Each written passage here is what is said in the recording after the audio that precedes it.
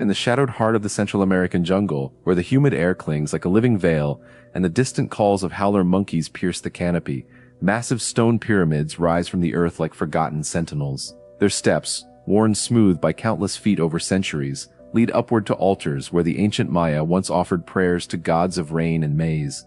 This is the world of a civilization that had achieved what seemed impossible, taming the dense rainforest into sprawling cities of limestone and stucco, where the sun glinted off painted facades and the night sky revealed secrets through precise astronomical observations. Around the year 800 AD, in the southern lowlands stretching across modern-day Guatemala and southern Mexico, places like Tikal and Palenque thrived as beacons of human ingenuity. Their kings ruled with divine authority, their scribes recorded history in intricate hieroglyphs, and their farmers coaxed abundant harvests from the soil, using advanced techniques passed down through generations. Progress had lifted the Maya to heights unmatched in the ancient world, turning dense wilderness into centers of power, knowledge, and ritual. Yet beneath the rhythmic chants of priests and the bustling energy of crowded plazas lay a fragile foundation. The collapse did not begin with chaos, it began quietly, with the very innovations that had elevated them now whispering warnings no one yet understood. By the time the signs became clear, it was already too late for the rulers who believed their world would endure forever. The Maya had emerged from earlier settlements centuries before, evolving into a network of powerful city-states that competed and traded across vast distances. Their achievements were extraordinary, a vigesimal number system that included the concept of zero long before it reached Europe, a calendar so accurate it tracked celestial cycles over millennia, and architectural wonders built without metal tools or wheels, relying instead on human labor organized with remarkable precision. Trade routes carried jade, obsidian, and exotic feathers deep into the interior, while alliances and rivalries between kings fueled monumental construction projects that demanded ever greater resources. In this era of expansion, progress felt like mastery over the unpredictable jungle, where seasonal rains could be anticipated and harnessed through reservoirs and terraced fields. The air in these cities carried the scent of copal incense and roasting maize, the sounds of conch shells signaling ceremonies, and the soft murmur of scribes etching glyphs into stone. Daily routines revolved around the agricultural calendar, with families tending plots that supported growing populations. No one questioned the path forward. Every new temple or royal tomb represented another victory of human will against the wild. Yet this very confidence masked the invisible strains building beneath the surface, strains born directly from the successes that defined their golden age. Life before the collapse moved to a steady, vibrant rhythm in the Maya lowlands. Farmers rose before dawn to tend their milpas, clearing small patches of forest with controlled burns and planting maize, beans, and squash in harmonious cycles that had sustained them for generations. In the city centers, markets overflowed with goods from distant regions, the chatter of traders mixing with the laughter of children chasing each other around ball courts, where ritual games honored the gods. Women ground corn on stone metates, the steady grinding sound a constant backdrop to household life, while artisans crafted intricate pottery and jade jewelry in workshops shaded by thatched roofs. At dusk, the plazas filled with processions of nobles in elaborate feathered headdresses, their bodies adorned with symbols of status, as priests performed rituals to ensure the balance of the cosmos. The jungle surrounding the cities teemed with life, but the Maya had learned to push its boundaries, creating raised fields and reservoirs that captured the seasonal rains and turned marginal land into productive farmland. Sensory details filled every moment, the earthy aroma after a tropical downpour, the distant roar of waterfalls near palace complexes, the warmth of stone warmed by the midday sun. This was a world of order and abundance, where progress had transformed the environment into a reliable provider. No one imagined that the very systems enabling this daily harmony were quietly accumulating unseen costs that would soon unravel everything. Early warning signs appeared so gradually that they blended into the normal rhythms of existence, invisible to those immersed in the routines of court and field. Soil in the intensively farmed areas began to lose its richness after repeated cycles of clearing and planting, though the introduction of new terraces and irrigation channels seemed to compensate for any shortfall.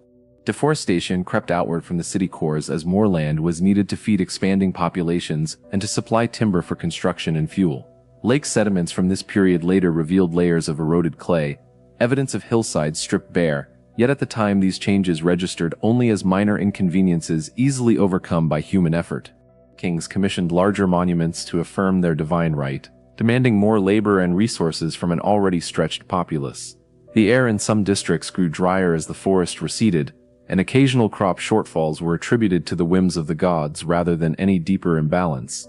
Scribes recorded minor droughts in their codices, but these were viewed as tests of faith, not harbingers of systemic failure. The collapse did not begin with chaos, it began quietly, in the subtle shifts of the land itself, where progress had pushed the environment to its limits without anyone recognizing the accumulating debt.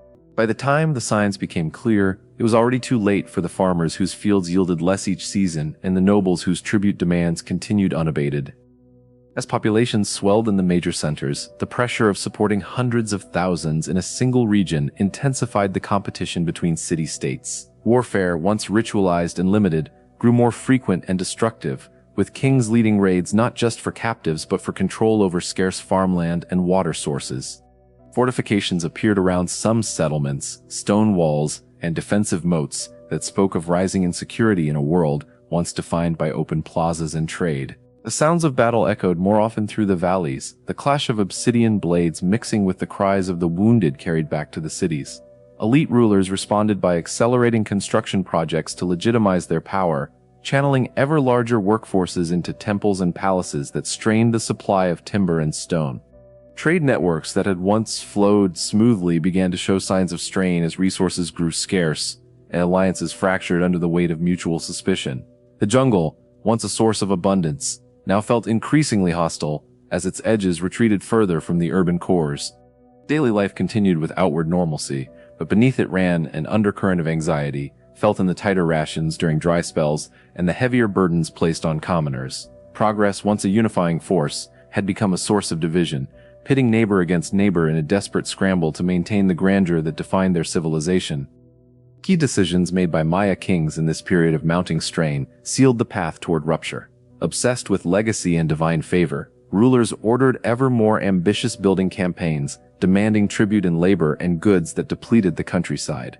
Short-term solutions like expanded irrigation and intensified farming masked the deeper environmental toll, while diplomatic marriages and military campaigns aimed to secure loyalty and resources rather than address underlying vulnerabilities.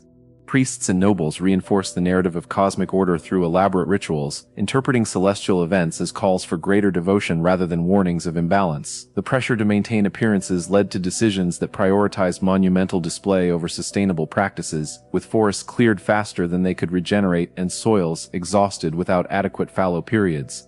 By the late 8th century, these choices had created a society stretched to its breaking point, where the very structures of power that had driven progress now demanded more than the land could provide. No one understood what was coming next, as royal proclamations continued to celebrate victories and divine blessings even as the first cracks appeared in the social fabric.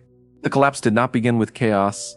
It began quietly, in the council chambers and temple precincts, where ambition overrode caution. The moment the system began to fail arrived not with a single cataclysm but through a cascade of interconnected crises that accelerated in the final decades of the 8th century. Prolonged droughts, evidenced by paleoclimate records, struck the region with merciless regularity, drying reservoirs and turning once fertile fields into cracked earth.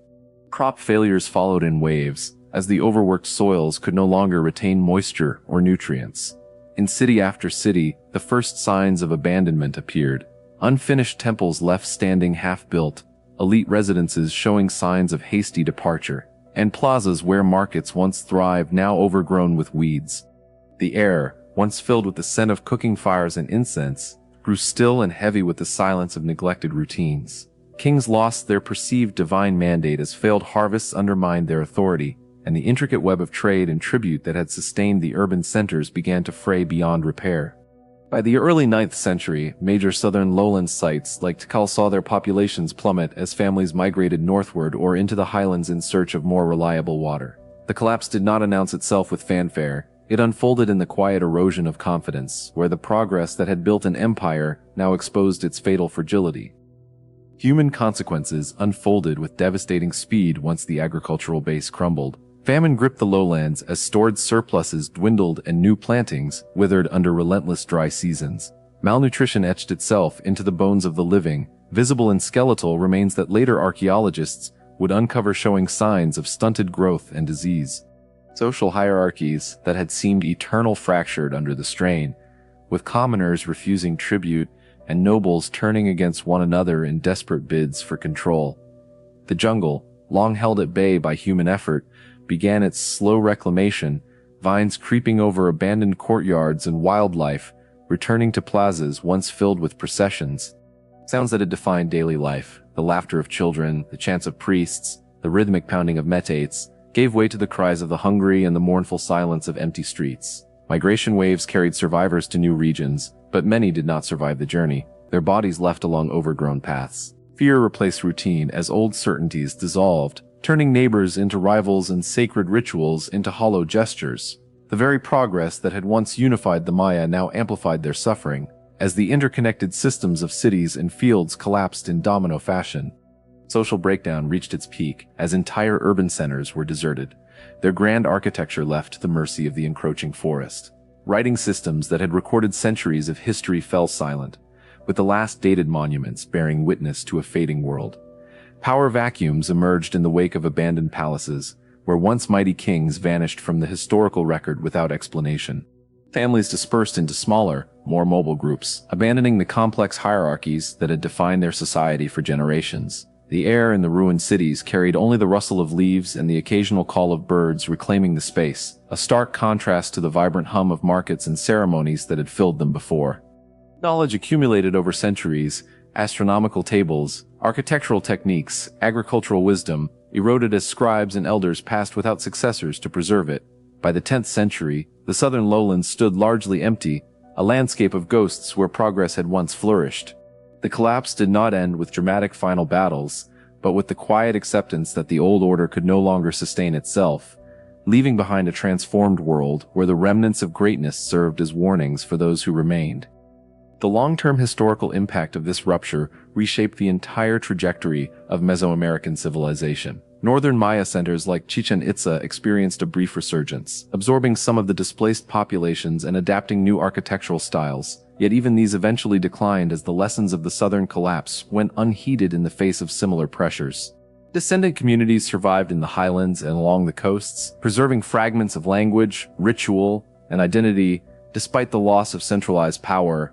The jungle swallowed the abandoned cities so completely that their rediscovery centuries later stunned the modern world, revealing a cautionary epic written in stone and soil. Archaeological evidence from lake beds and cave formations confirmed the interplay of environmental stress and human choices, painting a picture of how progress, when unchecked, could overwhelm the very ecosystems that supported it.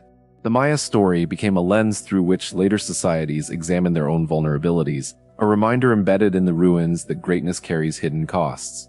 What remained was not total extinction but a profound transformation, where the echoes of lost cities influenced the cultural memory of generations that followed. In the present day, the silent pyramids of the Maya lowlands stand as haunting monuments to a civilization that once believed its progress was eternal. Moss-covered stones and empty ball courts whisper of a time when human ambition reshaped the jungle into something magnificent, only for that same ambition to expose its limits. The wind moves through the ruins with a melancholy rhythm, carrying the faint memory of drums and chants now lost to time. Descendants of the ancient Maya still inhabit the region, their languages and traditions enduring despite centuries of upheaval, yet the grand cities of their ancestors remain reclaimed by nature. The collapse serves as an enduring testament to the delicate balance between innovation and sustainability, where the pursuit of advancement can quietly erode the foundations it depends upon. As the jungle continues its patient reclamation, the lesson lingers in the stillness. Progress, when it becomes a threat, does not announce its arrival with fanfare. It simply arrives, and by the time it is recognized, the world it created has already begun to fade into silence. The Maya ruins endure not as relics of failure, but as quiet witnesses to the irreversible ruptures that forever altered the course of human history.